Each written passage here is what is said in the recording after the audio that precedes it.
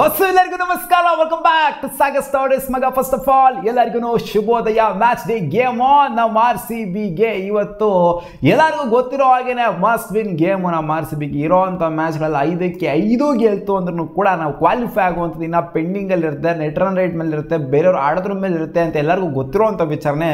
ಅದೇನು ಪದೇ ಪದೇ ಹೇಳಬೇಕಾಗಿಲ್ಲ. ಬಟ್ ಆದ್ರೂ ಇವತ್ತು ಇನ್ನೊಂದ್ಸಲ ಹೇಳ್ತಿದ್ದೀನಿ, ಇವತ್ತು ಡೋಲ್ ಟೈಮ್ ಗೇಮು ನಮ್ಮ RCBಗೆ. ಇವತ್ತು ಗೆಲ್ಲಲೇಬೇಕು ನಮ್ಮ RCB. ಇವತ್ತು ಆಡ್ತಾ ಇದೆ ನಮ್ಮ RCB GT ಮೇಲೆ, ಗುಜರಾತ್ ಟೈಟನ್ಸ್ ಮೇಲೆ. ಅವರ ಹೋಮ್ ವೆನ್ಯೂಲ್ ಆಡ್ತಿದ್ದ ಅಹಮದಾಬಾದ್ ಅಲ್ಲಿ ಆಡ್ತಾ ಇರೋದು. ಇರ್ಲಿ, ಅಹಮದಾಬಾದ್ ಅಲ್ಲೇನೆ ಆಡ್ಲಿ, ಯಾಕೆಂದ್ರೆ ನಮ್ಮ ಹೋಮ್ ಏನಿದೆ ಚಿನ್ನಸ್ವಾಮಿ ಸ್ಟೇಡಿಯಂ, ನಮಗೆ ಲತ್ತೆ ಓಡಿಸುತ್ತೆ ಯಾವಾಗ್ಲೂ. ಚಿನ್ನಸ್ವಾಮಿ ಸ್ಟೇಡಿಯಂ ಆಡಿದಾಗೆಲ್ಲ ನಮಗೆ ಭಯ. ನಮ್ಮ ಬೌಲರ್ಸ್ಗಳು ನಾಯಿಗೆ ಓಡಿಸ್ಕೊಂಡ್ಬಿಡ್ತಾರೆ. ಲಾಸ್ಟ್ ಮ್ಯಾಚ್ ನೋಡಿ, ಆಕ್ಚುಲಿ ಅವೆಲ್ಲೇ ಸ್ವಲ್ಪ ಮಟ್ಟಿಗೆ ಚೆನ್ನಾಗಿ ಪರ್ಫಾರ್ಮ್ ಮಾಡಿರೋದು ನಮ್ಮ ಬೌಲರು. ಹೋಮಲ್ಲಿ ಆಡಿದಾಗೆಲ್ಲ ಉಚ್ಚಾಗಿ ಓಡಿಸ್ಕೊಂಡಿದ್ದಾರೆ.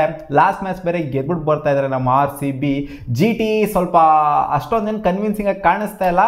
ಒಂಟಲ್ಲ ಅವ್ರ ಟೀಮ್ ಅಂತ ಒಂಥರ ಕನ್ವಿನ್ಸಿಂಗ್ ಆಗಿ ಕಾಣಿಸ್ತಿಲ್ಲ. ಬಟ್ ಆದ್ರೂ ನಮಗಿನ ಚೆನ್ನಾಗಿ ಬೆಟರ್ ಆಗಿ ಪರ್ಫಾರ್ಮ್ ಮಾಡಿದ್ರೆ.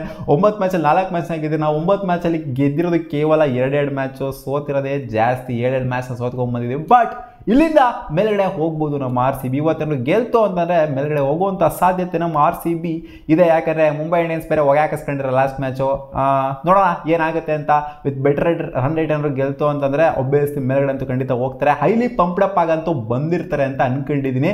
ಇವತ್ತೇನೋ ಚೇಂಜಸ್ ಆಗುತ್ತಾ ಪ್ಲೇಯಿಂಗ್ ಲೆವೆಲಲ್ಲಿ ಅಂತ ಕೇಳಿದ್ರೆ ಚೇಂಜಸ್ ಆದರೂ ಆಗ್ಬೋದು, ಅಥವಾ ಅದೇ ವಿನಿಂಗ್ ಕಾಂಬಿನೇಷನ್ ಜೊತೆಗೆ ಹೋಗ್ಬೋದು ಅಂತ ಅನ್ನಿಸ್ತಾ ಇದೆ.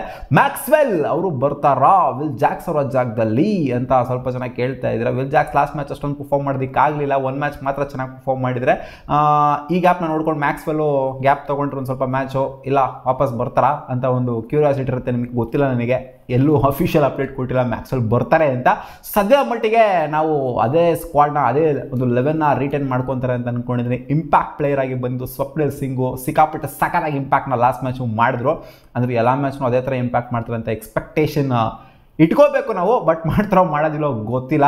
ಸೊ RCB ಅಂತೂ ಹೈಲಿ ಪಂಪ್ಡಪ್ ಆಗಿದ್ದಾರೆ. ಲಾಸ್ಟ್ ಮ್ಯಾಚು ಫ್ಯಾಫೋರ್ ಒಂದು ಉತ್ತರನ ಕೊಟ್ಟಿದ್ರು. ಮ್ಯಾಚ್ ಎಲ್ಲ ಮುಗಿದಾದ್ಮೇಲೆ ನಮಗೆ ಒಂದು ವಿನ್ ಸಿಗಬೇಕಾಗಿತ್ತು. ಆ ಒಂದು ವಿನಿಂದ ನಾವು ಎಲ್ಲಿವರೆಗೂ ಬೇಕಾದ್ರೆ ಎಳ್ಕೊಂಡು ಹೋಗ್ತೀವಿ ಅದನ್ನ ಅಂತ ಒಂದು ಸ್ಟೇಟ್ಮೆಂಟ್ ಆಗಿ ಕೊಟ್ಟರು. ನಿದ್ದೆಗೆ ಇಟ್ಬಿಟ್ಟಿದ್ವಿ ನಾವು ಅಂತ. ಒಂದು ವಿನ್ ಸಿಕ್ಕಿರೋದ್ರಿಂದ ಇವಾಗ ಪಂಪ್ಡಪ್ ಆಗಿರ್ತಾರೆ ಅಂತ ಅಂದ್ಕೊಂಡಿದ್ವಿ. ಇವಾಗ ನೋಡಿ, ಬೇಕಾದ್ರೆ RCBಲಿಂದ ಗೆದ್ಕೊಂಡು ಹೋಗ್ತಾರೆ ಅವರು. ಪಕ್ಕ ಗೆದ್ಕೊಂಡು ಹೋಗ್ತಾರೆ ಅಂತ ನನಗೆ ಅನ್ನಿಸ್ತಿದೆ. ಅಂದರೆ ಟ್ರೋಫಿ ಗೆದ್ಕೊಂಡು ಹೋಗ್ತಾರೆ ಅಂತ ಹೇಳ್ತಿಲ್ಲ, ಇದರಿಂದ ಕಂಟಿನ್ಯೂಸ್ ಆಗಿ ರಿಪೀಟೆಡ್ ಮ್ಯಾಚಸ್ಗಳನ್ನ ಗೆದ್ಕೊಂಡು ಹೋಗ್ತಾರೆ ಬ್ಯಾಕ್ ಟು ಬ್ಯಾಕ್ ಅಂತ ಅಂದ್ಕೊಂಡಿದ್ದೀನಿ ಪರ್ಸ್ನಲಿ ನಾನು. ಯಾಕಂದರೆ ಲಾಸ್ಟ್ ಮ್ಯಾಚನ್ನೇ ಹೇಳಿದ್ದೆ ನಿಮಗೆ, ಟೆಲಿಗ್ರಾಮ್ ಚಾನಲ್ ಹೇಳಿದೆ. ಯಾಕಂದರೆ ವಿಡಿಯೋ ಮಾಡೋಕ್ಕಾಗ್ತಿಲ್ಲ ನಾನು ಟೈಮಲ್ಲಿ. ಟೆಲಿಗ್ರಾಮ್ ಚಾನಲ್ ಹಾಕಿದೆ RCB ಗೆಲ್ತಾರೆ ನೋಡಿ ಈ ಮ್ಯಾಚು ಅಂತ.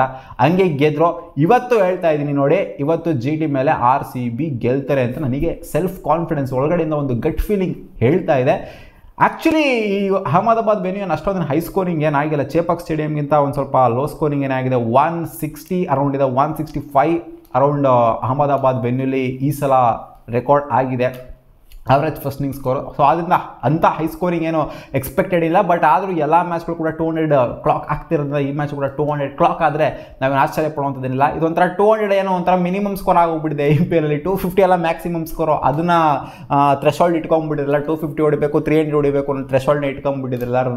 200 ಆಗಿ ನೋಡೋಕೆ ಹೋಯ್ತು ಅಂದರೆ ಜುಜುಬಿ ಸ್ಕೋರ್ ಥರನೇ ಕಾಣಿಸುತ್ತೆ ಈ ಒಂದು IPL ಅಲ್ಲಿ. ಆ್ಯಂಡ್ ನಮ್ಮ ಬೌಲರ್ಸ್ಗಳು ಲಾಸ್ಟ್ ಮ್ಯಾಚು ಕಡಕಾಗಿನೇ ಪರ್ಫಾರ್ಮ್ ಮಾಡಿದ್ರು ಕಂಪ್ಯಾರಿಟಿವ್ಲಿ. ಲಾಸ್ಟ್ ಮ್ಯಾಚು ಅದ್ರ ಲಾಸ್ಟ್ ಮ್ಯಾಚು ಎಲ್ಲ ನಾಯಿ ಓಡಿಸ್ಕೊಂಡು ಅದೆಲ್ಲ ಕಂಪೇರ್ ಮಾಡಿದ್ರು. ಲಾಸ್ಟ್ ಮ್ಯಾಚು ಬೆಟ್ರಾಗಿ ಪರ್ಫಾರ್ಮ್ ಮಾಡಿದ್ರು, ರೆಸ್ಟ್ರಿಕ್ಟ್ ಮಾಡಿದ್ರು.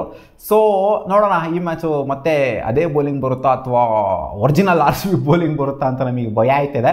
ಸೊ ಇಲ್ಲಿಂದ ಏನಾದ್ರು ಕಮ್ ಬ್ಯಾಕ್ ಮಾಡೋ ಅಂತಾರೆ, ಬ್ಯಾಕ್ ಟು ಬ್ಯಾಕ್ ಎದ್ಕೊಂಬಂದ್ರು ಅಂತಂದರೆ ನಮಗೆ ಒಂದು ಕಾನ್ಫಿಡೆನ್ಸ್ ಬರುತ್ತಿಲ್ಲ. ಆಗಿರೋ ಚೆನ್ನಾಗಿ ಪರ್ಫಾರ್ಮ್ ಮಾಡಿದ್ರು, ಬೆಟ್ರಾಗಿ ಪರ್ಫಾರ್ಮ್ ಮಾಡಿದ್ರು. ಯಾಕಂತಂದರೆ ಲಾಸ್ಟ್ ಮ್ಯಾಚು ಗೆದ್ವಿ, ಅದು ಲಾಸ್ಟ್ ಮ್ಯಾಚ್ ಆಗಿರ್ಬೋದು, 1ರಿಂದ ಸೋತಿದ್ದ ಮ್ಯಾಚ್ ಆಗಿರ್ಬೋದು, ಜೊತೆಗೆ ಲಾಸ್ಟ್ ಮ್ಯಾಚ್ ಆಗಿರ್ಬೋದು, ಸಿಕ್ಕಾಪಟ್ಟೆ ಕ್ಲೋಸ್ ಬಂದಿದ್ವಲ್ಲ, 262 ನೋಡಿದ್ವಲ್ಲ ಆ ಮ್ಯಾಚ್ ಆಗಿರ್ಬೋದು. ಸೊ ಇವೆರಡು ಮ್ಯಾಚನ್ನು ನಮ್ಮ ಕಡೆ ಬಂದಿತ್ತು ಅಂದರೆ ಈ ಸ್ಟೇಜಲ್ಲಿ RCB ಇರ್ತಾ ಇರಲಿಲ್ಲ. ಇನ್ನೊಂದು ಸ್ವಲ್ಪ ಚೆನ್ನಾಗಿ ಬೆಟರಾಗಿ ಕಾಣಿಸ್ಕೊಂಡಿರ್ತಿತ್ತು.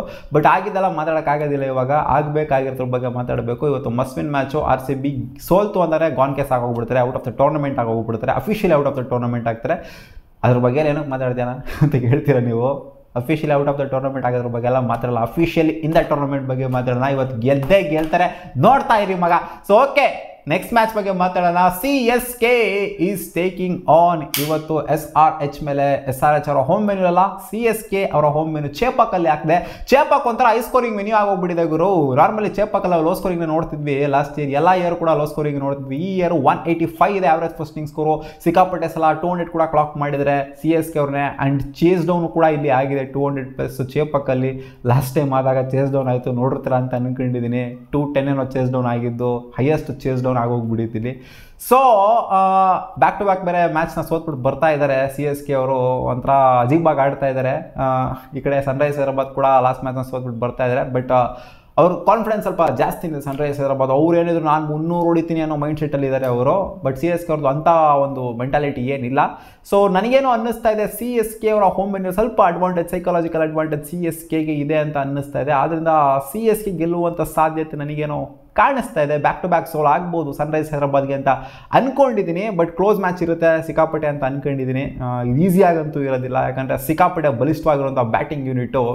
300ನ ಟಾರ್ಗೆಟ್ ಮಾಡುವಂಥ, 300 ಹೊಡಿಬೇಕು ಅಂತ ಟಾರ್ಗೆಟ್ ಮಾಡುವಂಥ ಸನ್ರೈಸ್ ಹೈದರಾಬಾದು. ಕಾದ್ ನೋಡೋಣ ಏನು ಆಗುತ್ತೆ ಅಂತ.